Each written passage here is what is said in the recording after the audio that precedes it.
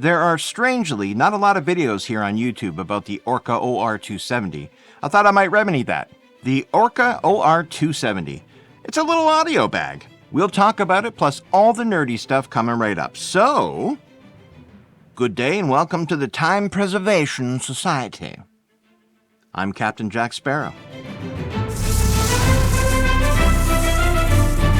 We hit 500 subscribers and rapidly climbing. Guys, thank you very much. Special thanks to everyone who subscribed to my channel so far. I'm halfway to making a red cent. It only took a year of never advertising nor letting anyone know that I have this channel at all.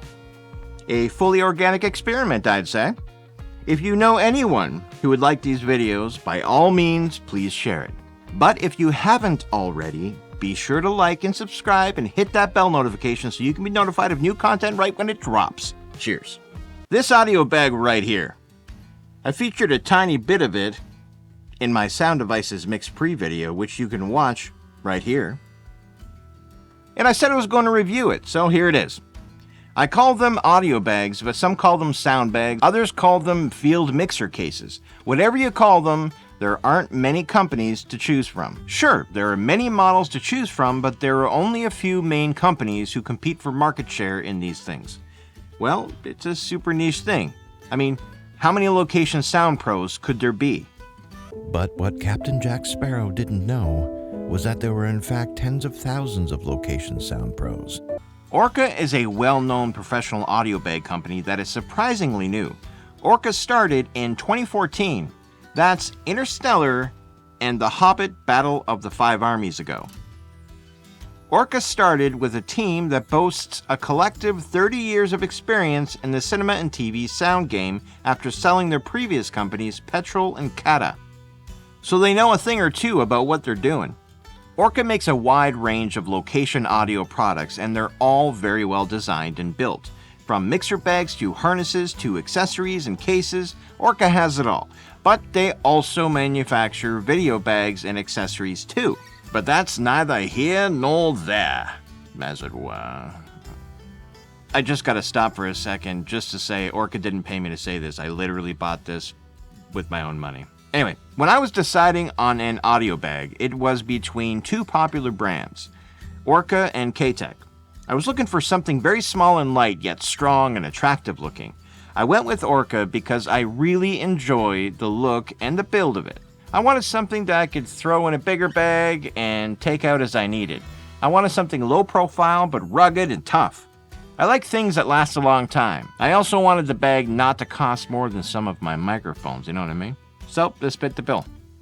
After looking at all the review videos on YouTube, there are surprisingly few out there on this, and comparing them all, I became enamored with the Orca OR-270. The very best video I found about the Orca OR-270 was from the awesome couple team Marcel and Libby over at Free to Use Sounds. Hey guys, you can check out their review of the OR-270 and their comparison with the K-Tech Stingray here. They opted for the Stingray for various reasons, but I still had me heart set on the Orca.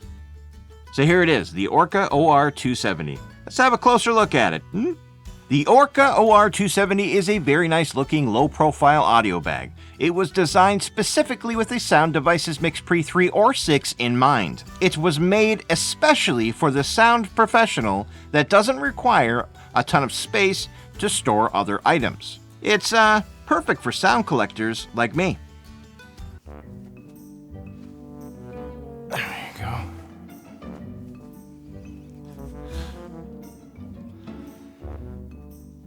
I've done it. I've collected all the sounds. The OR-270 has access panels on all sides. Let's open them all up and start there. The bag is rigid because it has an aluminum inner frame that will protect your recorder with its very life. This frame will hold its shape forevermore. The front and back panels are also rigid and tough and upholstered in a strong material. I'm thinking it's nylon. The outer blue parts here are made of a stiff, fuzzy material reminiscent of 1950s AstroTurf that's been mowed down to the roots, but slightly softer. This fuzzy material comes in handy when I show you the rain cover in a few minutes. The front side with the logo is zippered and can open up for both access to the top of the recorder and also storage. It also features 2 elastic-type bands in there that might hold a couple of wireless packs or other items you want to put in there, like a pack of Skittles. Taste the rainbow. The back side is another access point to the bottom of the recorder and also has a pouch. This is where I put my USB battery pack. I use a right-angled USB-C cable to relieve any potential cable bending. But you can put anything you want in here, not just battery packs, also Skittles there too. The side access zippers open up all the way to allow easy access to the sides of your recorder. This is very important, especially on the MixPre, since you'll be constantly using the side jog wheel on it. This is where your cables will exit the bag. The side access zippers continue all the way through the bottom of the bag, where you'll also have your bottom access to your recorder. With the MixPre 3 in there, there's some additional room to store other items in the bottom. A battery pack can go in here too, or you could use the Sony L-mount battery sled, and there's room for that as well. The top of the bag features 2 reinforced plastic coated rings for several mounting options, like a body harness or a neck harness or the included strap, which is made of seat belt. It can be adjusted to your comfort. The strap can be shortened to 32 inches or lengthened to a maximum of 58 inches. That's some good intel if you're a tiny person or a wicked big fat guy like me and are just trying to find those numbers. At the top, you can see the blue aluminum frame peeking out of the upholstery where Velcro straps are permanently attached so you can secure your MixPre or other recorder. It attaches just like this. And the Velcro is very strong. I wouldn't ever worry about it coming loose. It also features bottom Velcro straps so that you can attach the bottom of the recorder as well. But the MixPre 3.2 doesn't have the same protruding wings at the bottom as it does the top, so I can't attach these bottom straps on it. So I tuck them away like this. The side zipper flaps have Velcro on them, so you can attach them to the inner Velcro so they're not in the way when you're operating your gear. But I just roll them up and tuck them in just like this. The last part of the OR-270 is the rain cover. It attaches to the fuzzy blue AstroTurf upholstery using Velcro, just like this. This will protect your recorder in wet conditions, though I wouldn't recommend recording during a downpour of rain. That wouldn't be prudent at this juncture. And this is what it looks like with the MixPre mounted inside, powered up, and with an XLR cable plugged in and also the rain cover on. It's small and effective and good looking. It weighs about 620 grams, which is just about 1.5 pounds. It measures, oh, hold on a second, let me just get my trusty old measuring tape here.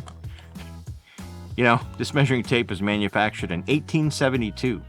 I picked it up on a futuristic submarine called the Nautilus in 1954. Anyway, it measures about 8.5 inches high, 9 inches wide, and 5 inches thick when measuring from pouch to pouch. The frame itself is just 2.5 inches. You can purchase your very own Orca OR-270 for about $110 US. Sometimes it's on sale for as low as $80. It's a low price compared to other bags competing on this level. I tried it out on the set of Back to the Future. That's me. I wasn't hired to work on that movie or anything. I just showed up and boomed beside the boom op who was already booming. I'll admit it caused a little confusion on set, but I just acted like I was supposed to be there and no one said anything. So what do I think of the Orca OR-270? Analysis? Let's do the negatives first. The zippers are noisy. There's no getting around that. They just are. But thankfully, this can be easily mitigated by replacing the zippers with quiet, elastic material type ones. I plan to do that this week. I just wanted to review the bag as is before I altered it. I do like customizing my stuff. Accessorizing is the coolest. It's fun to hunt for the additions and then do the work replacing or augmenting your stuff. Customizations is where it's at. But some people just don't want to spend any extra money or have to do that, and if that's the case and the zippers are a deal breaker, then you should know that. Other than the noisy zippers, I wish it came with some side pads to wedge the recorder a little better. I find there's just a little bit of play between the recorder and the bag on both sides. But certainly not enough to be a problem. It's just I'm being nitpicky as I usually do at this point in the videos. And that's it. Everything works as it should. It feels like an expensive bag. It's well built. 5 stars, would purchase again. Should you pick up the Orca OR-270? Well, if you're looking for a slim, low-profile, lightweight, stripped-down, easy-to-pack and use audio bag for your MixPre or similar recorder, then yes, I do recommend it. The direct competition is the K-Tech Stingray. That's a very functional bag, and it has a lot more room to put stuff in, and it has very quiet zippers. But it's more than twice the price of the Orca, and I'm just not a fan of the look of the Stingray. Some people like it, I just don't. It's also bulkier. I specifically got the Orca due to its slim profile and hot looks. I'm happy I went this route. So that's the Orca OR-270. It's a little treasure. And not all treasure is silver and gold, mate. Bye now. In transmission. Are you ending it? Did you end the transmission? Bloody hell. I hope you did it. Alright, bye-bye.